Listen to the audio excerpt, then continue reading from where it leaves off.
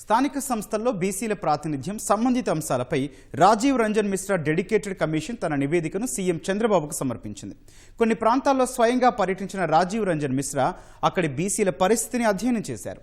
బీసీలకు స్థానిక సంస్థల్లో రిజర్వేషన్ల ఖరారులో అనుసరించాల్సిన పద్ధతిని ఈ కమిషన్ నివేదిక ఆధారంగా ప్రభుత్వం నిర్ణయం తీసుకోనుంది. మున్సిపల్ పంచాయతీ ఎన్నికలకు ప్రభుత్వం సిద్ధమవుతోన్న వేళ ఈ నివేదికలో అంశాలు బీసీల రిజర్వేషన్ల నిర్ణయాలకు కీలకమవునున్నాయి. మరోవైపు బీసీల రక్షణ కోసం చట్టం చేయాలన్న ప్రభుత్వ సంకల్పానికి తోడ్పడనుంది. రాజీవ్ రంజన్ మిశ్రా డెడికేటెడ్ కమిషన్ నివేదికపై మా ప్రతినిధి కూర్మరాజు అందిస్తున్న గ్రౌండ్ రిపోర్ట్. గౌతమ్, ధన్యవాదాలు. రాష్ట్రంలోని ఈ బీసీల పరిస్థితి, అలాగే స్థానిక సంస్థల్లో బీసీల రిజర్వేషన్లు ఖరారు చేయడానికి రాష్ట్ర ప్రభుత్వం ప్రత్యేకంగా ఈ డెడికేటెడ్ కమిషన్ విశ్రాంత ఐఏఎస్ అధికారి రాజీవ్ రంజన్ మిశ్రా ఆధ్వర్యంలో ఏర్పాటు చేయడం జరిగింది. ఇది సింగిల్ మ్యాన్ కమిషన్. ఈ కమిషన్ మొత్తం రాష్ట్ర వ్యాప్తంగా అన్ని జిల్లాల్లోనే పర్యటించింది. ఎందుకంటే సుప్రీంకోర్టు మార్గదర్శకాలకు అనుగుణంగా ఈ బీసీలకు సంబంధించి స్థానిక సంస్థల్లో రిజర్వేషన్లు కల్పించాలి, మీరు అనుకున్న శాతానికి రిజర్వేషన్లు కల్పించి దాని ప్రకారం డేటా సేకరించడం కాదు, డేటా సేకరించిన తర్వాత ఏ మేరకు రిజర్వేషన్లు ఇవ్వాలన్నది మీరు ఖరారు చేయాలి. దానికి ఒక వాస్తవికత, దానికి ఒక సర్కమ్స్టాన్సెస్ ఎవిడెన్స్, ఎంపిరికల్ డేటా అంటే విశ్వసనీయమైన అనుభవపూర్వకమైన డేటా ఖచ్చితంగా సమర్పించాలనేసేమో సుప్రీంకోర్టు మార్గదర్శకాలు కృష్ణమూర్తి వర్సెస్ యూనియన్ గవర్నమెంట్, అలాగే వికాస్ వర్సెస్ మహారాష్ట్ర గవర్నమెంట్, ఈ కేసుల్లోని సుప్రీంకోర్టు చాలా స్పష్టంగా తీర్పులు ఇచ్చింది. అలాగే మొత్తం రిజర్వేషన్లు 50% మించకుండా ఉండాలన్నది కూడాను సుప్రీంకోర్టు మార్గదర్శకాలకు అనుగుణంగా వీటన్నిటినీ పరిగణలోకి తీసుకోవాలంటే ఖచ్చితంగా బీసీలకి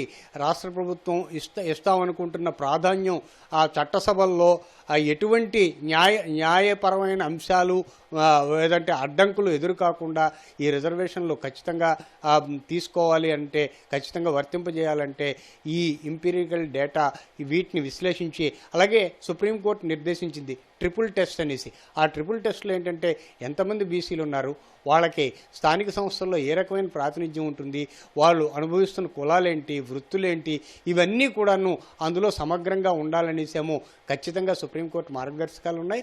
దానికి అనుగుణంగానే ఈ రాజీవ్ రంజన్ మిశ్రా కమిషన్, ఈ డెడికేటెడ్ కమిషన్ ఇప్పుడు మున్సిపాలిటీలు అలాగే పంచాయతీల్లోనేమో రిజర్వేషన్ల ఖరారు కోసం ఈ పద్ధతిని అనుసరించింది. రాష్ట్ర ప్రభుత్వం చట్టబద్ధమైన ఈ పద్ధతిని అనుసరించడం ద్వారా వీటిని విశ్లేషించి ఈ రాష్ట్ర ప్రభుత్వం ఇప్పటికే బీసీలకు సంబంధించి వారి రక్షణకు సంబంధించి ఒక చట్టాన్ని తీసుకురావాలనేసేమో రాష్ట్ర ప్రభుత్వం భావిస్తుంది. అది ఈ అసెంబ్లీ సమావేశాల్లోనే దానికి సంబంధించిన బిల్లును కూడా ప్రవేశపెట్టే ఆలోచనలో ఆ రాష్ట్ర ప్రభుత్వం ఉంది. అలాగే దీనికి సంబంధించి మంత్రివర్గ ఉపసంఘం ఏర్పాటు చేశారు.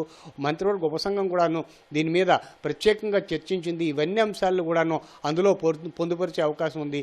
మరోవైపు బీసీల రిజర్వేషన్ స్థానిక సంస్థలకి ఎన్నికలకి రాష్ట్ర ప్రభుత్వం సన్నద్ధమవుతున్న వేళ ఈ రాజీవ్ రంజన్ మిశ్రా కమిషన్ ఇచ్చిన డెడికేటెడ్ కమిషన్ ఇచ్చిన నివేదికలో ఆ అంశాలే కీలకం కానున్నాయి. ఎందుకంటే ఇవి వీటి ప్రాతిపదికగా, అంటే ఈ డేటా రాష్ట్ర ప్రభుత్వం సేకరించింది, డెడికేషన్ కమిషన్ ద్వారా రాష్ట్ర ప్రభుత్వం సేకరించింది ఈ డేటాకి ఆధారంగానే మేము రిజర్వేషన్లు కల్పిస్తున్నామనేసి రాష్ట్ర ప్రభుత్వం చెప్పుకునేందుకు, అలాగే రేపు సెప్టెంబర్ 3వ తారీఖున ఈ ఫోటో ఓటర్ల జాబితా ప్రకటించిన తర్వాత మున్సిపాలిటీలు 87 మున్సిపాలిటీ, అంటే ఇప్పటికే కాలపరిమితి తీరి ప్రత్యేక అధికారుల పాలనలో ఉన్న మున్సిపాలిటీలు కానీ గ్రామ పంచాయతీలు వీటన్నిటికీ ఎలక్షన్స్ సిద్ధమవుతుంది తేడా వీటికి బీసీ రిజర్వేషన్లు మొత్తం రిజర్వేషన్లని పూర్తి చేయాలన్న దృక్పథంతో రాష్ట్ర ప్రభుత్వం ఉంది. ఆ రాష్ట్ర ప్రభుత్వం దానికి సంబంధించి ఈ అంశాలన్నింటినీ కూడాను రాష్ట్ర ప్రభుత్వం చాలా పగడ్బందీగా చట్టబద్ధంగా దాన్ని పూర్తి చేయాలని ఆలోచిస్తోంది. కెమెరాన్ సోమేష్తో Kurmaraju, ETV news, Vijayawada. Over to studio. ధన్యవాదాలు కూర్మరాజు.